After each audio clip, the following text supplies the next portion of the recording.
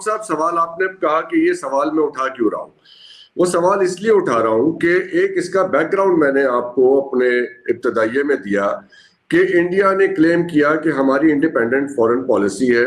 India ने claim किया कि हमारा अमेरिका के साथ एक स्ट्रेटेजिक पार्टनरशिप है। डिपोर्टेशन एक रेगुलर अमल है, सब मुल्कों के लोग डिपोर्ट होते हैं। जो पहली बार नहीं हुआ है, पहले भी आते रहे हैं।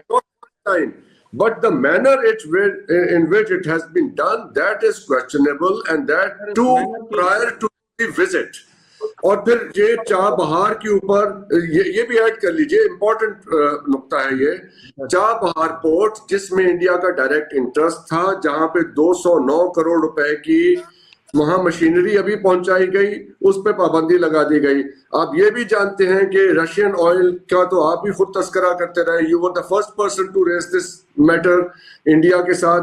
अब उन्होंने कहा है कि ये प्राइसेस नीचे लाई जाएं। सो जो ट्रंप साहब की पॉलिसीज हैं उससे डायरेक्ट हिट होता है इंडिया, इसलिए कि अगर ऑयल की प्राइसेस इंडिया में ऊपर जाती हैं तो इनकी कॉस्ट ऑफ प्रोडक्शन ऊपर जाएगी, उससे इनकी जो इकोनॉमी को जो एक उसमें गियर मिल रहा है, direct impact on the economy, direct impact on the economy ये है। दैट इस सारी सिचुएशन के अंदर ये gesture, the manner in which it has been done, that is questionable, and that too prior to the visit of the Indian prime minister. अब आप जवाब दीजिए इस बात का। मैं सर आपको थोड़ा सा इत्मीनान के साथ टाइम हमने काफी टाइम हमने गुजार दिया, लेकिन मैं आज बहुत एक स्पेसिफिक बात करना चाहता था सर। ग्लोबल स्ट्रेटेजिक लैंडस्केप मैं आपके सामने अर्ज कर देता हूं, और फिर इसके अंदर जो जयशंकर को मार पड़ी है और मोदी को मार पड़ी है, और इसके बाद जो है अजीत देवल साहब की जो स्ट्रेटेजीज हैं उसका जो खुलासा मैं आपके सामने कर देता हूं सर। सबसे पहली बात यह कि मल्टीपोलर वर्ल्ड अब बन चुका, आपके सामने शक्ल उसकी बन गई। ये शिफ्ट हुआ है यूनिपोलर वर्ल्ड से। अब जब यूनिपोलर वर्ल्ड से जब आप अपने शिफ्ट हुआ, तो ये इंडिया इससे पहले साजबाज कर रहा था। एक इसने ईस्टर्न रूट निकाला और दूसरा इसने क्वाड्स बनाया। क्वाड्स के अंदर जो है वो ऐसे एंगल बनाए, यानी आप यूं समझ लें कि उसमें जापान है, इंडिया है, ऑस्ट्रेलिया है और अमेरिका है। अमेरिका का ताल्लुक इंडिया के साथ गहरा था और जबरदस्त किस्म का ताल्लुक था, यानी इसका मतलब ये समझ लें क्वाड्स डायरेक्टली हिट करना चाहता था बेल्ट एंड रोड इनिशिएटिव को। आप ये बात समझ रहे हैं मेरी? अच्छा, अब यहां पर ऐसा क्या हुआ, क्या मामला बना कि इतनी स्ट्रॉन्ग लॉबीज के साथ, मैं अभी वो भी बताऊंगा कि कितनी स्ट्रॉन्ग लॉबीज हैं। डोनाल्ड ट्रंप की कैबिनेट के अंदर भी बहुत इंडियन जो हैं वो स्ट्रॉन्ग लॉबीज बैठी हैं। पाकिस्तान की इतनी स्ट्रॉन्ग लॉबीज होती तो मैं बिजनेस कहां से कहां लेके चला जाता और यकीनन मैं हुकूमत में आ चुका होता, लेकिन पाकिस्तान तो वहां पे बैठा ही नहीं है, लेकिन इनकी स्ट्रॉन्ग लॉबीज है। अब यार ये किस तरफ जा रहे हैं? अब हुआ क्या है कि इधर इंडिया के साथ कोई मामला बना है और इंडिया ने कहीं डिसीड किया है, जिसकी वजह से उनको बहुत गुस्सा है इस बात का, जिसका ये पहला आपको 104 इंडियन को उन्होंने भेजा, इसके बाद 18,000 की बात हो रही है, इसके बाद 7,25,000, जिस पर आलोक साहब ने कहा कि बेशक उनको हथकड़ियां लगा के भेजें या जूते मार के भेजें, हमें प्रॉब्लम नहीं है। अच्छा, नहीं ये मैंने नहीं कहा, सॉरी नहीं, I have not said this, no. अच्छा, मतलब बुरे सलूक से भेज दें, कोई बात नहीं, क्योंकि वो इलीगल है ना। नहीं, हमने प्रोटेस्ट कर दिया है इसके बारे में। नहीं, आपने पहले कहा कि नहीं, देखिए मैंने पहले कहा कि उनको रिपोर्ट करने का पूरा अधिकार है। हो सकता है सेफ्टी मेजर्स के कारण उन्होंने बेड़ियां लगाई हो, मैंने ये अंदेशा जाहिर किया।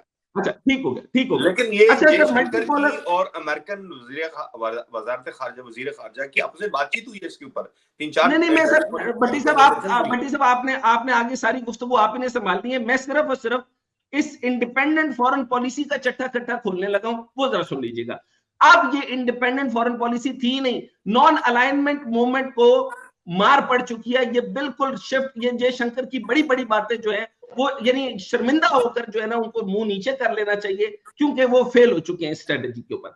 अच्छा, जो मल्टीपोलर वर्ल्ड में सर आ गया ना क्वाड्स में, अच्छा आप ऑस्ट्रेलिया का भी देखेंगे, जापान का भट्टी साहब बताएंगे, क्योंकि उन्होंने इसके ऊपर गुफ्तगू कर रखी है। सारा बिजनेस जो इंडिया को दिया जाना था अब वो जापान की तरफ मूव हो रहा है, एम आई राइट? अच्छा, इसके बाद जो है वो ऑस्ट्रेलिया और ऑस्ट्रेलिया के बाद जो इनका ताल्लुक जो था वो उसके साथ जो है वो अमेरिका। अब ये क्वाड्स की मूवमेंट अलग जो बेल्ट एंड रोड इनिशिएटिव को नुकसान देना चाहती थी। अब जापान ने ये कहा है कि वो कितना करेंगे, ये भट्टी साहब आपको बताते हैं, बहुत बड़े बिजनेस और हर डोमेन के बिजनेस, हर प्रोडक्शन के बिजनेस के ऊपर वो बात करना चाहते हैं, लेकिन मेरे मुताबिक तो उनके पास वो लेबर ही नहीं है और ना ही उनके पास वो यूथ है, ना ही वो ऑटोमेशन है, ना ही वो स्ट्रेंथ है कि जापान जो है वो अमेरिका की डिमांड पूरी कर सके। लेकिन आसिफ अली भट्टी साहब इसके ऊपर बात करेंगे। अच्छा, ये एक तो पहली बात हो गई मल्टीपोलर वर्ल्ड के ऊपर। ग्लोबल स्ट्रेटेजी में सर दूसरी बात अहम कर देता हूं, वो है टेक्नोलॉजिकल फोकस। टेक्नोलॉजिकल फोकस में तीन चीजें अहम है sir. AI number 1, digital transformation, लोग साहब आप एग्री कर रहे हैं ना जो मैं कह रहा हूं, AI, digital transformation and critical mineral supply chain.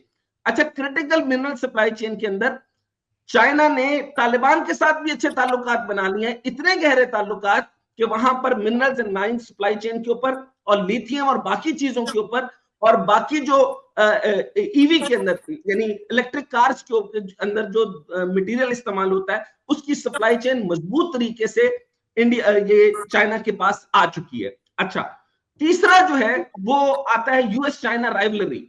इस राइवलरी के अंदर जो है ये मेजर मसला ये था कि इंडिया ने अब यकदम शिफ्ट लिया है फौरी तौर पे, जो कि बुरा शिफ्ट नहीं है, शिफ्ट वो लिया है उन्होंने फौरी तौर पे अपनी ट्रेड पॉलिसीज जो है वो चाइना की तरफ कर दी। यानी जिसके बारे में जयशंकर कहता था हम इनको देखना भी नहीं चाहते, अब उन्हीं के जूते चाट रहा है। अब अंदाजा करें कि ये यूएस राइवलरी के अंदर हिस्सा ऐसे बना कि उसका शिफ्ट हो चुका है और वो शिफ्ट आपके सामने है। अच्छा, ये तो मेजर पार्ट मैंने आपके सामने रख दिया तीन, यानी number 1 is a multipolar world, technological focus and US China rivalry, जिसका हिस्सा ये फौरी तौर पे दुम दबा के इधर हो गए। उसका रिपरकशन आपने ये देखा जो स्टार्ट हो चुका। अच्छा, अब मैं अगली बात जो आ रहा हूं उसके अंदर आप ये देखिएगा कि जो स्ट्रेटेजिक विजन है उसके अंदर जो है ना वो मेजर जो 4 चीजें चल रही हैं कि मल्टीलेटरल इनिशिएटिव के अंदर ग्लोबल साउथ लीडरशिप चाइना के पास, इंडो पैसिफिक स्ट्रेटेजी चाइना के पास, ब्रिक्स G7 SCO चाइना के पास। अच्छा, इसके अंदर जो है वो वीक होता हुआ इंडिया, लेकिन उसने फौरी तौर पर शिफ्ट लिया चाइना की तरफ। अच्छा, जो कि पहले वो और तरफ दिखा रहे थे। और जियोपॉलिटिकल चैलेंज के अंदर जवाब दे हैं ये यूक्रेन के मैटर में वेस्ट को, क्योंकि इन्होंने वेस्ट एशियन वॉर करवाई और ये अमेरिका कई दफा कह चुका है कि यूक्रेन वॉर का जो असल सबब है वो इंडिया है, इसने स्टार्ट की सिर्फ अपने मुनाफे के लिए, यानी ऑयल के मामले में वहां से जो सप्लाई चेन राउट की है और छोटा फायदा लेने के लिए इन्होंने जो हरकत की है वो। और दूसरा है BIMST की बिम्स्टेक एंड स्टार, इन तीन के अंदर जो है ये मामला बनेंगे। अच्छा, अब मैं इसके ऊपर आखिरी बात करते हुए आपके सामने आता हूं, जो स्ट्रेटेजी बन रही है इसको कहते हैं सर ये जो drivers of the foreign policy revamp इन्होंने कहा था, जिसके ऊपर जयशंकर साहब को दबा के मार पड़ी, वो है domestic development model shift, geopolitical change, state behaviour change और टेक्नोलॉजिकल एडवांसमेंट। अब उसका मैं पूरा का पूरा आपके सामने बायो रखता हूं कि कितनी बड़ी लॉबी है जो बिजनेस में भी, इंटरनेशनल रिलेशन में भी और पॉलिटिक्स में भी इन्वॉल्व है। ट्रैक 1 एंड ट्रैक 2 पॉलिसी के अंदर ये लोग कहते हैं विजन इनका था कि विकसित भारत, अगर मैं प्रोनाउंस गलत कर रहा हूं तो आप ठीक कर दीजिएगा। नहीं, सही है। Foreign policy aligned with the India's aspiration to be developed nation by 2047, positioning India as the leading global power with a strong international relationship and minimal diplomatic baggages. Minimal diplomatic baggages, guys, तो सुनिएगा।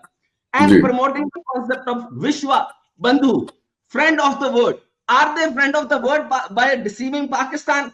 Are they the friend of the Pakistan by यानी $million आपने terror financing के साथ अफगानिस्तान के साथ खराब किया, सेंट्रल एशियन स्टेट के साथ खराब किया, तो ये विश्वा बंधु जो है ये बुरी तरीके से नाकाम हुआ। कहते कुछ और है, खराब कुछ और कर रहे हैं। And track 1 and track 2 diplomacy, इसको मैं मजीद बाद में बात करूं।